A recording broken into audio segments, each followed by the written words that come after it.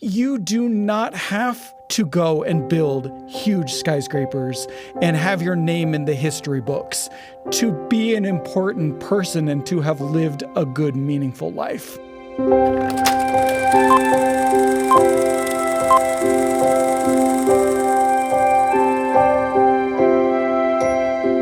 Merry Christmas and welcome to VoiceOver, Movies That Move Us. I'm your host, Heather Bigley, and I talk to people about the movies that made a mark that led to what we're calling cinematic epiphanies.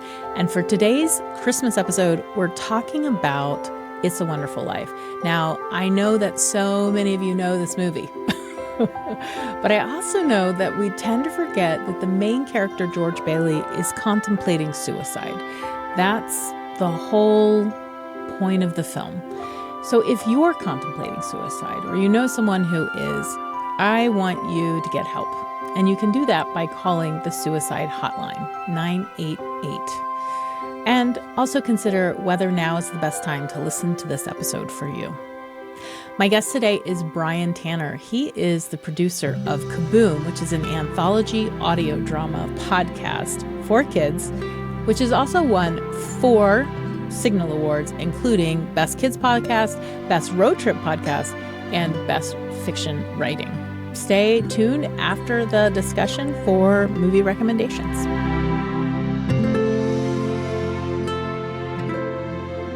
When I asked you what would be your movie, you were like, well, this one. And you said, we're doing a Christmas episode. And I'm just like, well, this is probably the movie I would bring anyway, so It's perfect, you know?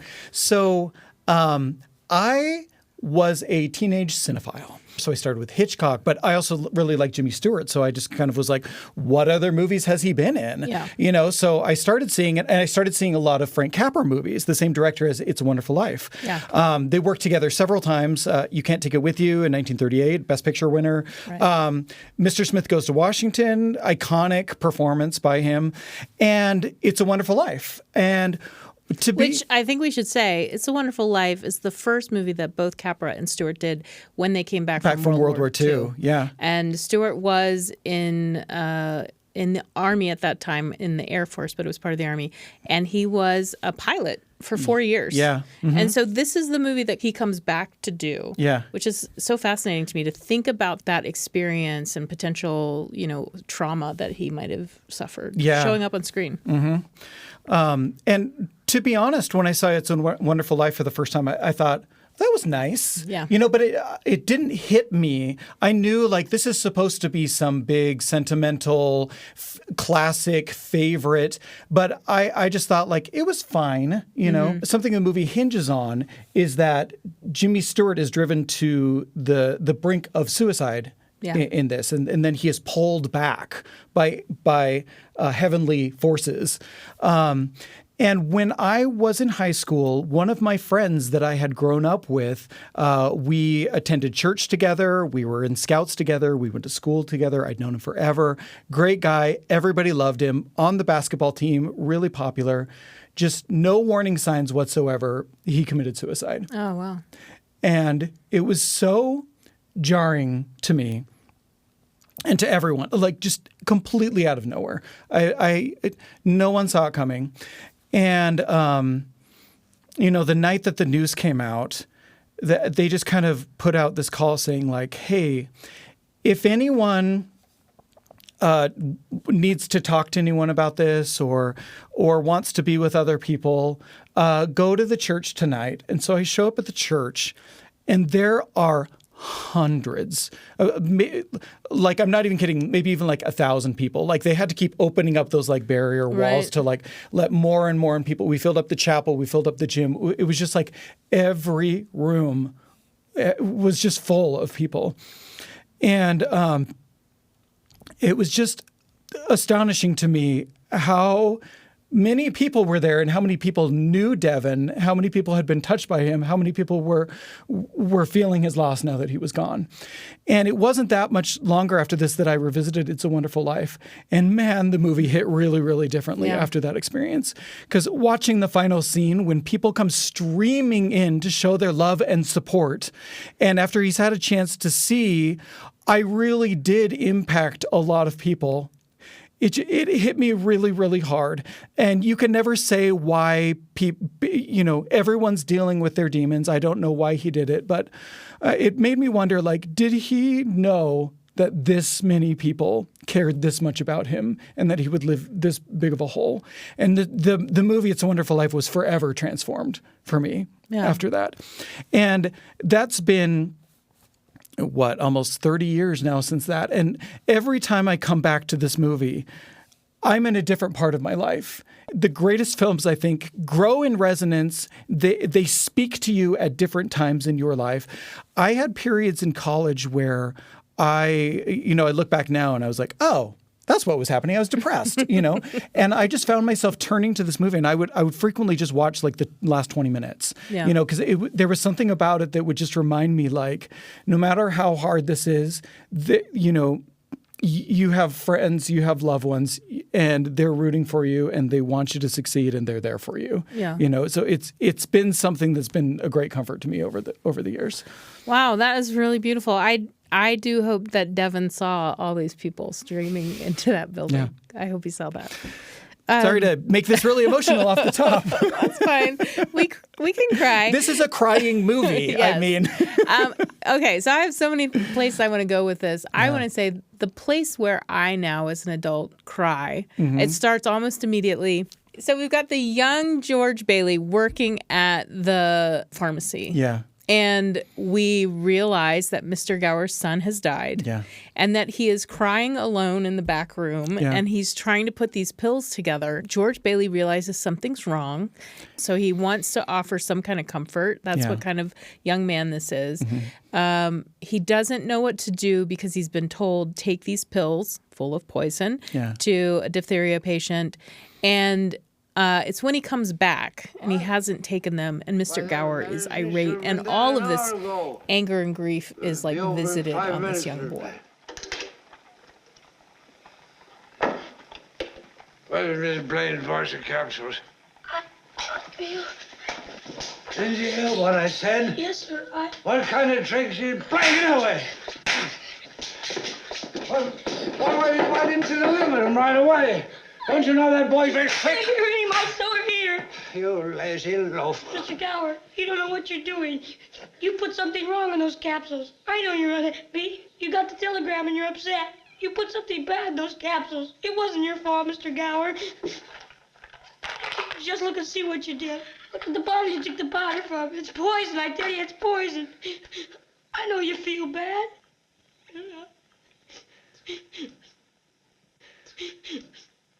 Oh. Don't hurt my story again. Don't hurt my story again. Oh, George. Oh, Mr. Gower, I would never tell anyone. I know your feeling. I would never tell so. Hope to die, I won't.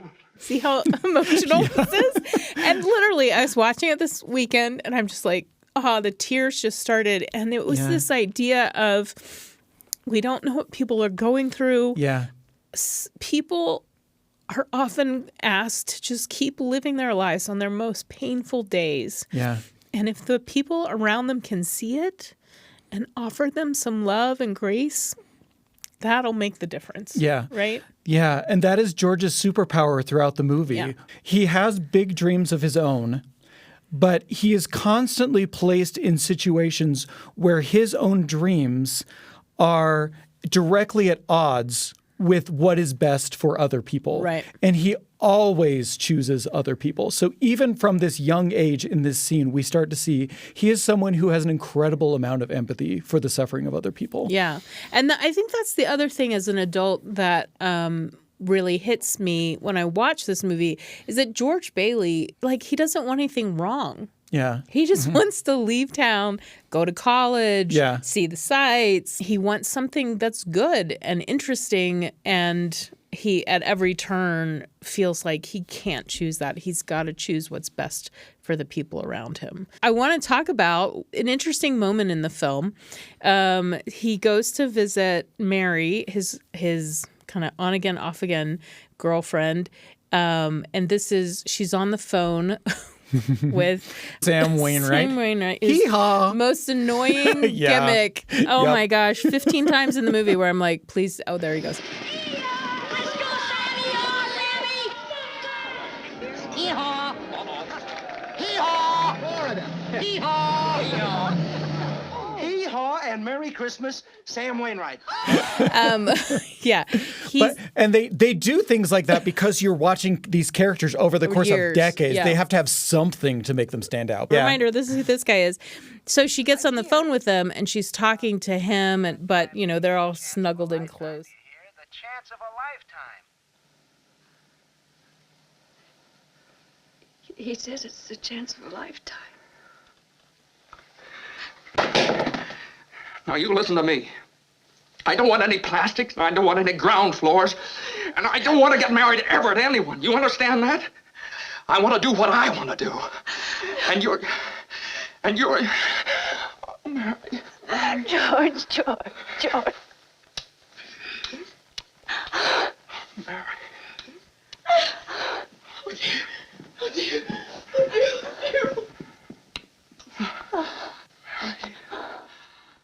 Here they come! Here they come!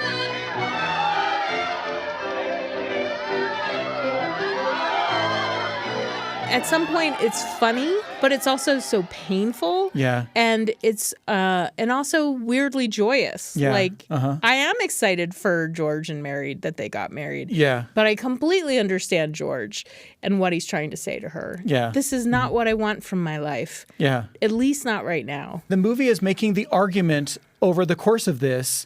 He has these dreams. He says, I want to build skyscrapers. I want to build bridges. I want to do great things. Yeah.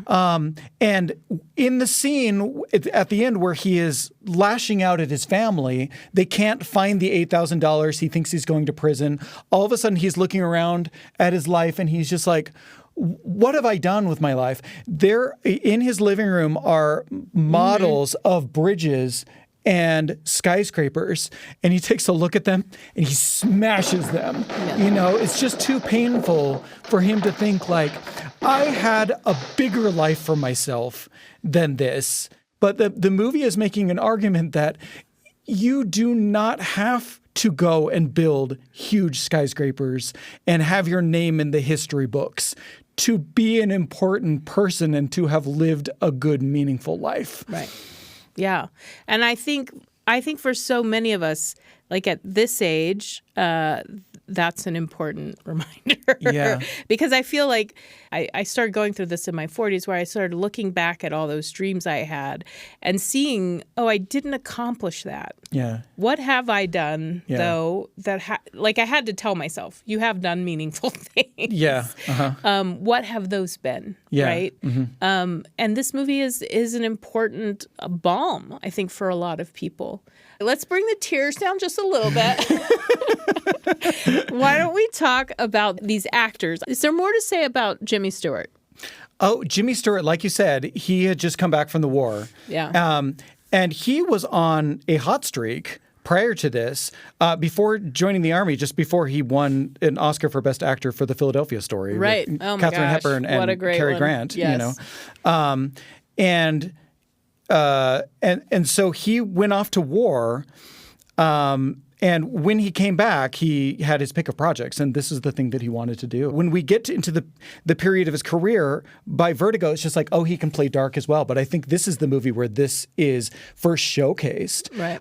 He's got the gee whiz, wholesome stuff going on, but he really sinks into despair. I mean, the moment when he's in the bar and he prays. God.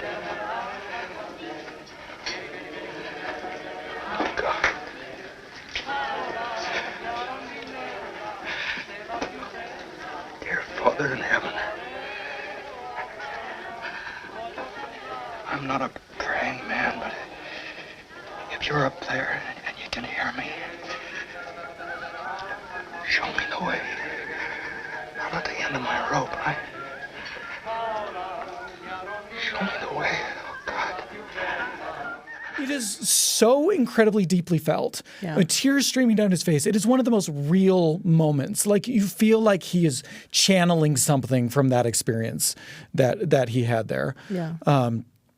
Having many dark nights of the soul. I actually read some things about his missions. He was a flight commander and flew missions over Germany. And somebody referred to him as like an aerial quarterback that would tell other planes where to go. And he lost men where he was the one who gave the order and they died, and that haunted him. Wow. And he said he brought a lot of those feelings to the movie. I want to talk about Gloria Graham, actually, because she plays Violet Bick, who is like the other woman, who conveniently shows up at times in really great costuming.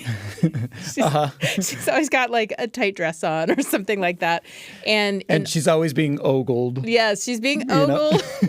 And an 80-year-old movie has things that you look back and you're like, yeah, maybe it has several moments where I go, but and in Pottersville, right, in the alternate reality, she's actually, I think we're supposed to understand she's a prostitute, because Gloria Graham went on to do a number of film noirs and gangster films, and she was kind of the gangster moll. Yeah. But she was actually an incredibly talented actress, and this movie, she gets to play sort of flirtatious young woman, but also then they kind of showcase, the alter ego dark side. So I think she's an important actress that if you're only watching It's a Wonderful Life, if that's your only taste of a film from the 40s, all of these actors had so many great roles. Thomas Mitchell. Yeah. I mean, Frank Capra was famous for working with great character actors, and he just stocks his film with so many of them.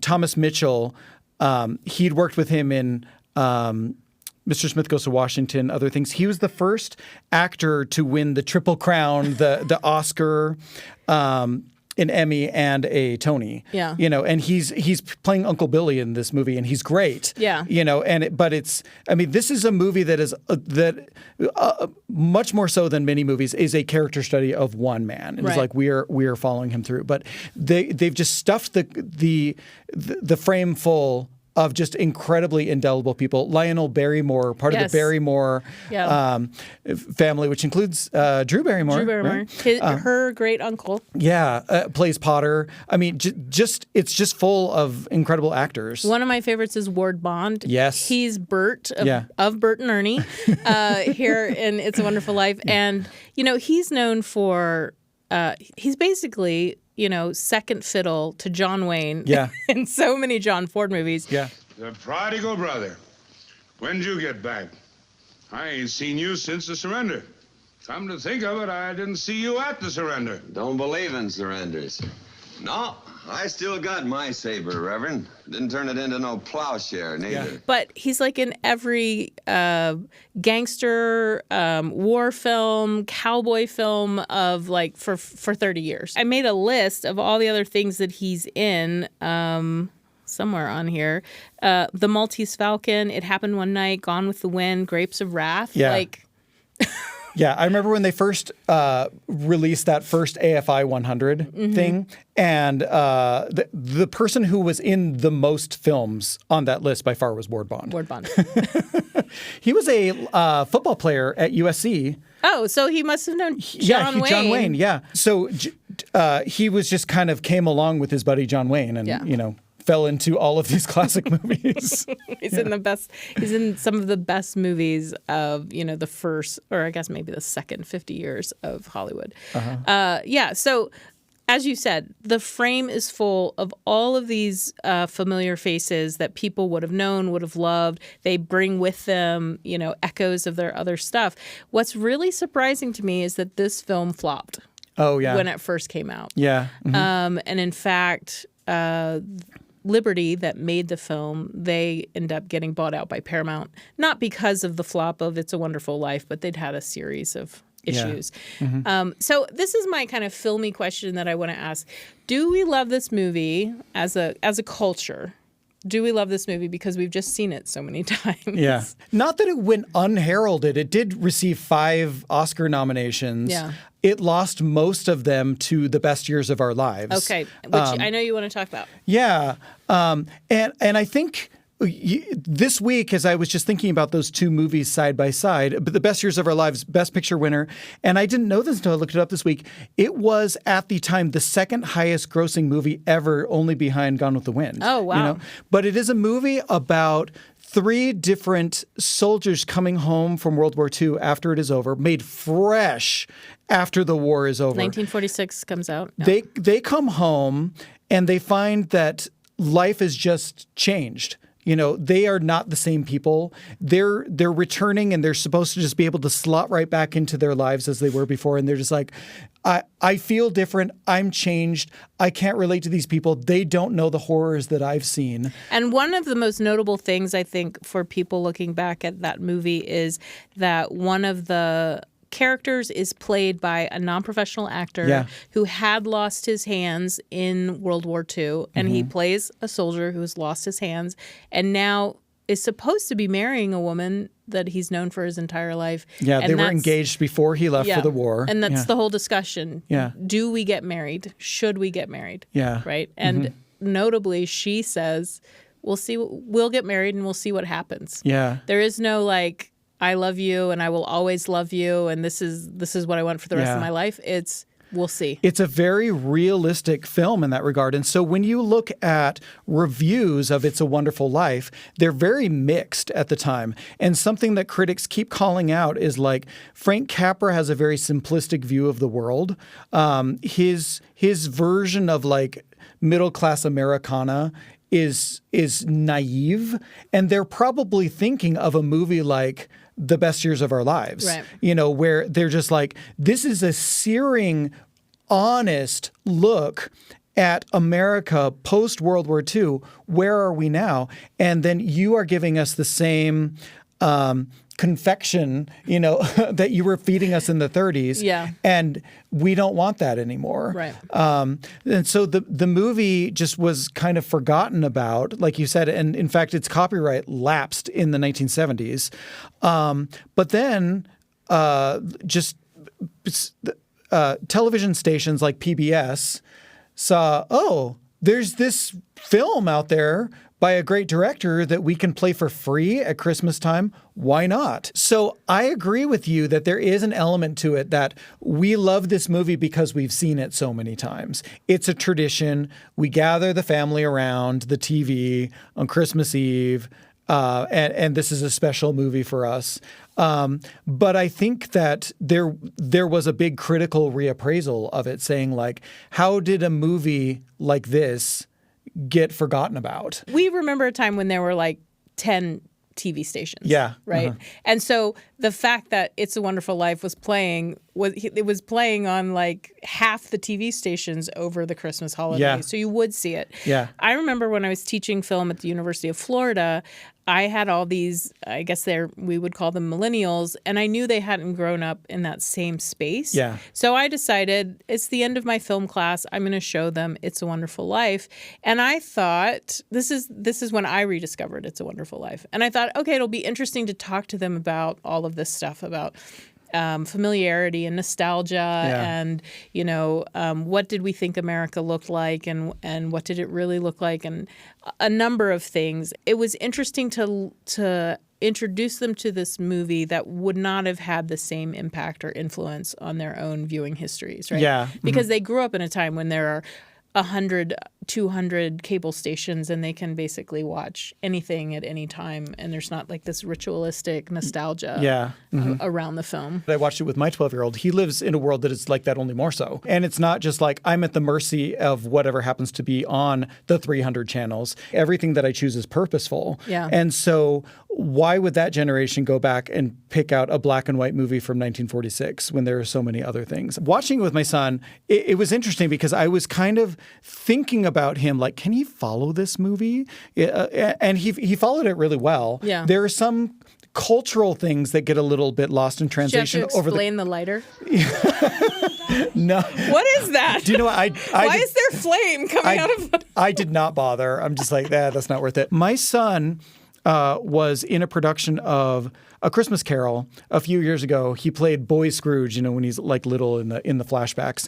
And his reaction to the movie, he said, that was giving me Christmas Carol vibes, especially when he's shown this nightmarish alternate reality Right. of people who don't know him and are treating him strange, and he runs into a cemetery, and he's standing in front of a grave, and he runs up and he dusts the snow off to Right. see the dates on it, to read something on it. It's exactly like Christmas Carol.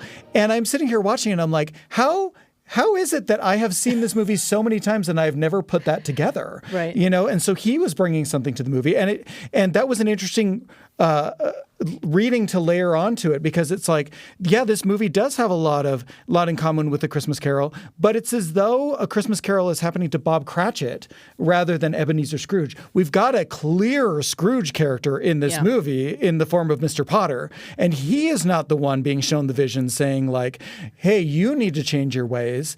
It is the fundamentally decent person who's done everything right. At the beginning of the movie, when we're seeing the cosmos Yes. and the flashing stars, which is a little cheesy, let's admit, but it's kind of perfect, Right. They bring in Clarence, who will be the guardian angel, and say, there's a man who needs help. And he says, oh no, is he sick? And he says, no, worse, he's discouraged. Yeah. So unlike A Christmas Carol, where he's being shown something because it's like, you need to change your ways, it's like, we need to show him, we need to intervene. I mean, fundamentally, this is a movie that believes in the power of prayer. That people who pray, I mean, it opens with a series of prayers. Yeah. You talked about your crying moment with Mr. Gower. Mine starts immediately. You hear these voices and they say, I owe everything to George Bailey. Help him, dear Father. Joseph, Jesus, and Mary, help my friend, Mr. Bailey. Help my son George tonight. He never thinks about himself, God. That's why he's in trouble. George is a good guy. Give him a break, God. I love him, dear Lord. Watch over him tonight. Please, God, something's the matter with Daddy. Please bring Daddy back. and I get choked up just talking about it, just thinking there are other people out there that have my needs in mind when I'm in a period of darkness. If I allow people to see that, if you keep it hidden, they won't know. Right. But like the character of Mary has told everyone, like, George needs your help tonight. And the people in this pray, and George prays in the bar, and because of that, the heavens listen and they intervene on his behalf. When you're talking about that, I think that's brilliant, that this is the Christmas Carol happening to Bob Cratchit. And it's not his ways that need to be changed. It's his heart that needs to be healed. Yeah. Not only just from all the discouragement he's faced, but also from the way that he keeps assessing himself. Yeah. Right? I should have done more, or I should have been greater, or I should have been... And essentially he's being told, this is enough and it's good, and you need to value it just as much as your wife values it. Yeah. If there's one thing that comes out in this movie, it's the really distinct gender roles of Mary, who wants the home. She wants to resuscitate, if you will, or resurrect, if you will, this old manor and make it into a beautiful home filled with children. Yeah. In fact, in the VO, when we're doing the flashbacks, it's like... Mary had her baby, a boy. Then she had another one, a girl. Yeah. And you're like, well, George was there. Yeah, like, they had them together. Yeah. But in fact, I think the movie is saying, no, Mary was doing all of this, trying to make this beautiful home. Yeah. George is still fantasizing about, I want to go build that bridge. I want to go build that skyscraper. Yeah. And it, for good or for evil, the movie is trying to say to George, it's okay to be a domesticated man. Yeah. You know? Yeah. And in my theory classes, we'd take that and we'd run with that statement. Yeah. But I do give the movie credit. I mean, this is an almost 80-year-old movie. And it's what we would consider now like some old-fashioned gender politics in it. But Mary has so much more agency than you might see in other people. Like you say, she's the one driving their relationship. She's the one who like selects the home that they're going to live in, and she builds it. And at the end, when all of the money comes miraculously in, she's the one who's put out the call. She's the one who saved the day. And it is quite regressive, the alternate reality, when it's like the worst thing that could possibly happen to a woman is she's not married and she's a librarian and she's wearing glasses, you know, like, but I do think she has much more agency. If you look at audience tickets, et cetera, sales, films at this time are aimed at women in a way that they aren't in the 1970s, in the 1980s. There's this idea at the time that women would go to the movies and then they would say to their husbands, boyfriends, children, this is a movie you're going to love. I'm going to take you back. It's sort of like you're a Hitchcock person. It's like Rear Window. Mm-hmm. Who's the active character in that movie? Yeah. Well, it's not Jimmy Stewart. Yeah. He is by definition locked into a single room. Yes. He's on his butt with a broken leg. Yeah. And it's his girlfriend, right, who's running around and making everything happen. Yeah. And that really is about like women saw themselves as active people, of course, right, at the time. And the movies are just reminding them, like, you should spend a little bit more ticket dollars on this because we understand who you are. The only thing I wanted to do is talk a little bit about Pottersville. Because when I was watching it this time, I thought, okay, who are we assuming the audience is? When we see Pottersville, which is like integrated and it's urban and there's jazz clubs, there's hints at prostitution. We're supposed to understand that something's gone wrong there. This is a more developed big city. For me, the bad part is, of course, that Potter owns it all. Yeah. But I thought to myself, oh, this movie is saying, don't you wish for small town America with small town values? That's inherently good America. Better somehow. Yeah. Mm-hmm. So I just wanted to get your thoughts on that. Yeah. Well, and I do think it's interesting that he has been saying, like, can't you see? Potter wants to own everything. If Potter got everything, he would completely transform this town. And in his vision that he's being shown by the angel, at least, he was right. Yeah. But I do agree, and I read an essay this week from the New Yorker, I believe, where they were saying, you know, they were acting like, oh no, Pottersville is this evil thing that has corrupted our town. But like what they were seeing as they looked around, and what movies like The Best Years of Our Lives were acknowledging, is just like American life is changing, and it's becoming more urban, and it's becoming more cosmopolitan, more diverse. Yeah, more diverse. I mean, because of World War II and what's happening in the armed services, we're seeing integration happening in places where, you know, there hadn't been, things like that. Yeah. I mean, I feel like, is it Saving Private Ryan where they talk about, oh, the girls are cutting their hair, and there's all these movie versions of young men during World War II discovering the changes that are happening in America. Yeah. So if I give you a list of things that were happening that were changing in America, it's from the movies that I saw that I know that. Yeah. Like, I'm not an actual historian about that. But yeah, there's these massive changes that are happening in American culture, and Pottersville seems to say, that's bad. Yeah. Whereas if we keep it like Bedford Falls, that's what we all want, right? We all want it to stay the same. Yeah, and maybe that's why there was a rejection of this movie, where people were just like, well, the place where I'm living in right now is Pottersville. Right. You know, it's naive to think that we all should live in Bedford Falls. Right. You know, and like one can still find a way to navigate through a world that is more complex and has more opportunities for sin or whatever. Right. Like even more so than in a small town that's not offering those kinds of temptation, you need to have your moral compass in place. Yeah. You know? Yeah, that's true. And I would say for me, when I see Pottersville, I, too, am an anti-monopoly person. Mm-hmm. So I'm like, yes, he should not own everything. But maybe a jazz club would be nice. Yeah. I mean, they got Martini as a jukebox. Exactly. So, yeah. Exactly. Okay. All right. Any last, do you recommend, is this a movie you would recommend to people? Oh, wholeheartedly. What would you say? Absolutely. I would say that I would assume I'd walk into the conversation thinking this person has at least heard of this movie, and I would assume that they would think the The most famous image from this movie is Zuzu at the end saying, Look, Daddy, teacher says every time a bell rings, an angel gets his wings. and I think people get an impression of this movie that it is so saccharine. Yeah.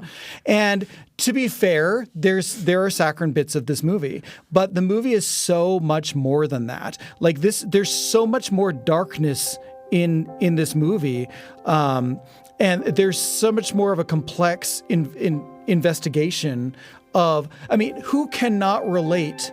Especially when we start to get up to our ages, of this idea of like, I had dreams for my life and my life hasn't gone the way that I thought that it would.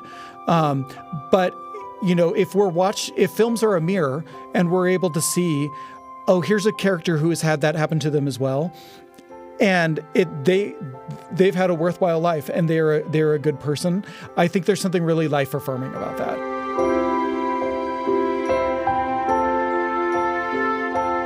So Brian and I cried a lot. But that just goes to show how meaningful this movie is to both of us, and it is to so many people. It's the holiday season, and later on in the holiday season, I'm going to be talking about Christmas movies. Right now, I want to recommend 3 movies for you to watch so you can get to know these actors just a little bit better. The first one is Rear Window. This stars Jimmy Stewart, and it's a Hitchcock film. We referenced it in our interview. You've got to see this. It's Hitchcock in his glamour period. The film stars Grace Kelly as Jimmy Stewart's right-hand gal and girlfriend. It's about the two of them trying to solve a murder in Jimmy Stewart's apartment complex. It also has character actor Thelma Ritter, who is just gold anywhere she goes, and she has all the best lines in this film. If you want to see more of Gloria Graham, I totally recommend In a Lonely Place. It comes out about 4 years later, and she's co-starring with Humphrey Bogart. It's a really great performance by Bogart himself, but Graham here is just glorious, if I may. She's a marvel. The interesting tidbit about this film is that it's directed by her husband, Nicholas Ray, who himself is an icon of Hollywood cinema, but they were going through a divorce at the time. So lots of behind-the-scenes gossip on this movie. Ultimately, though, it's a great film that showcases Gloria Graham's ability to go really deep and really dark as she tries to understand who her new boyfriend is. Is he a serial killer? If you want to see more of Donna Reed, then you have to check out From Here to Eternity, which came out in 1953, and she actually won the Best Supporting Actress Oscar for her role as a hostess at a private club on Oahu in the run-up to the Japanese attack on Pearl Harbor.